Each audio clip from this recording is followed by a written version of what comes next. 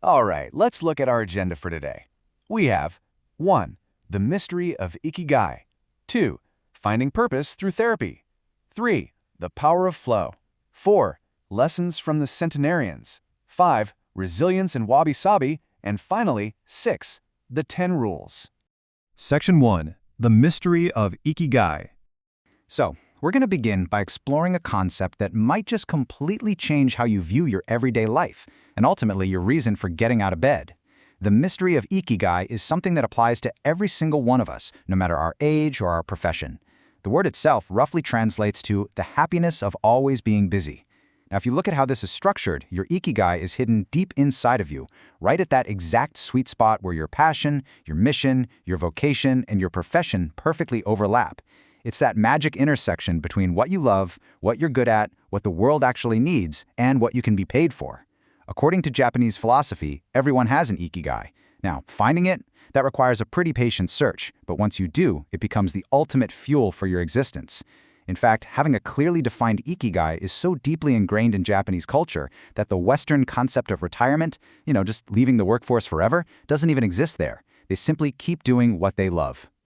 To see this in action, we just have to look at the 5 blue zones. These are the specific geographic regions where people live the longest, healthiest lives on the entire planet.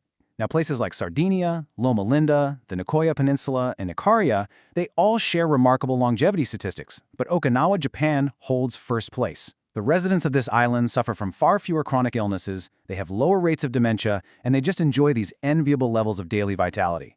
And researchers believe that a defined Ikigai is literally the ultimate secret to their extraordinary longevity, because it gives a deep, unwavering sense of purpose to each and every day. Section 2. Finding purpose through therapy. Now you might be wondering, if Ikigai is our existential fuel, how do we actually find it if we're feeling a bit lost? Well, it's fascinating to compare the different psychological approaches. Look at Viktor Frankl's logotherapy in the West versus Shoma Morita's Zen-based therapy in the East. In the West, Frankl proposed that humans often suffer from this existential void, basically a feeling of emptiness that we have to consciously fill by discovering our unique life purpose. But over in the East, Morita therapy teaches us something radically different. Instead of trying to control or change our emotions to alter our actions, Morita teaches us to just accept our feelings like the weather. You can't control a rainstorm, but you can definitely choose what you do while it's raining.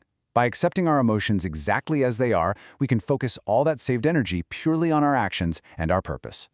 So how does that work in practice? Morita therapy uses these 4 clear phases over a few weeks to guide a person toward discovering their life's purpose. It kicks off with absolute isolation and rest, completely free from any outside distractions. No phones, no media. Then, the patient moves into light, repetitive tasks, which are often done in total silence. Next comes heavier occupational therapy, involving physical work, think chopping wood or painting. And then, by the final phase, they're reintroduced to the real world. But now, they are equipped with a renewed sense of purpose and a totally fresh perspective on how to engage with society. Section 3. The power of flow. So the crucial point here is figuring out how to engage with our daily tasks to uncover our true Ikigai. It's not just about what we do, it's about exactly how we immerse ourselves in the doing. Psychologist Mihaly Csikszentmihalyi calls this state flow. You've probably heard of it. It's that highly focused zone where we completely forget our worries, we lose total track of time, and we exist entirely in the present moment.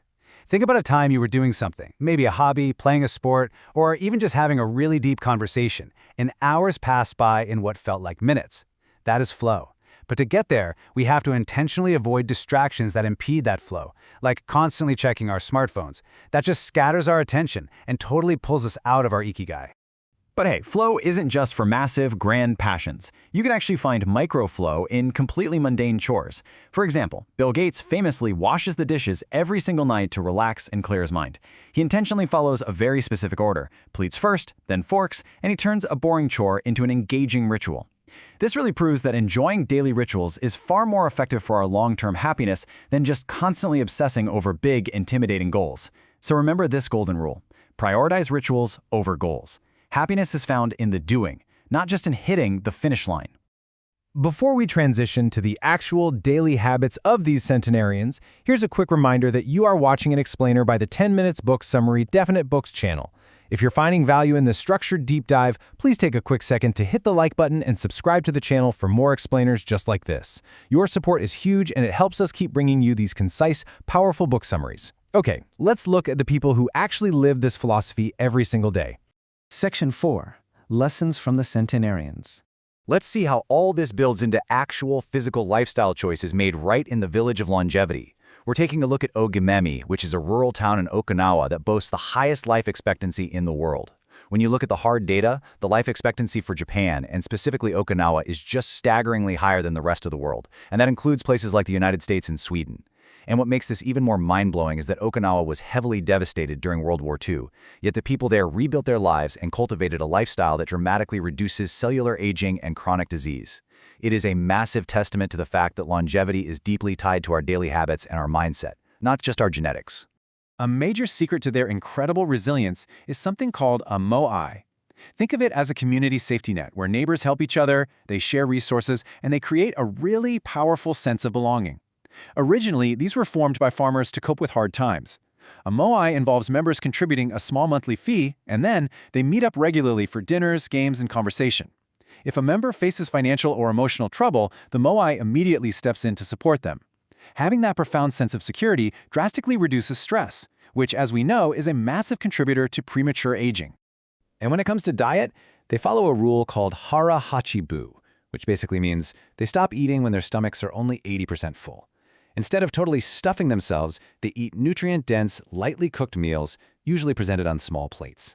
This intentional calorie restriction is actually scientifically proven to drastically reduce cellular aging and keep the metabolism functioning optimally well into old age. Section 5. Resilience and wabi-sabi.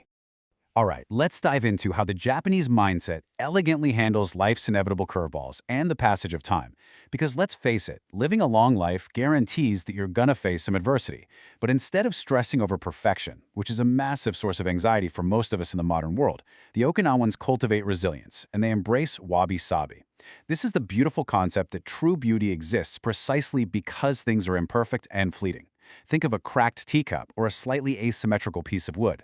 By accepting that the world is inherently flawed and incomplete, we stop fighting this losing battle against the natural aging process, and instead we find peace in the beautiful, messy reality of just being human.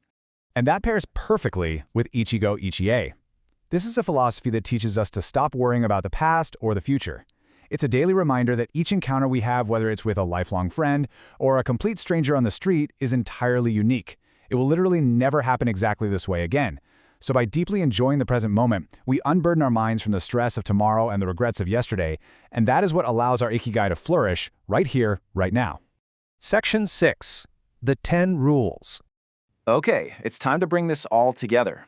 Let's synthesize these amazing concepts from the mind, the lifestyle, and the spirit into a concrete action plan. These are the core takeaways that you can apply to your own daily routines starting today. Here are the first 5 rules of Ikigai. Number 1. Stay active and don't retire. Keep making yourself useful to the world. Number 2. Take it slow and just leave the panic of urgency behind. Number 3. Don't fill your stomach. Remember that 80% rule for eating lightly. Number 4. Surround yourself with good friends who act as your own personal moai. And number 5. Maintain gentle daily movement to get in shape for your next birthday. You don't need a heavy gym routine for this. You just need to keep moving. Moving on to the final 5 rules. Number 6 encourages us to smile and just acknowledge the sheer privilege of being alive. Number 7, reconnect with nature to refresh your spirit. Number 8, give thanks to your ancestors, your friends, and everything that brightens your day. Number 9, live in the moment and fully embrace Ichigai. And number 10, above all else, follow your Ikigai. Fiercely pursue that unique passion inside you that brings value to others and brings absolute joy to yourself. So I want to leave you with this final provocative thought. What is that one passion that gives meaning to your days? Take a moment right now to reflect on what sits at the very center of your own Venn diagram.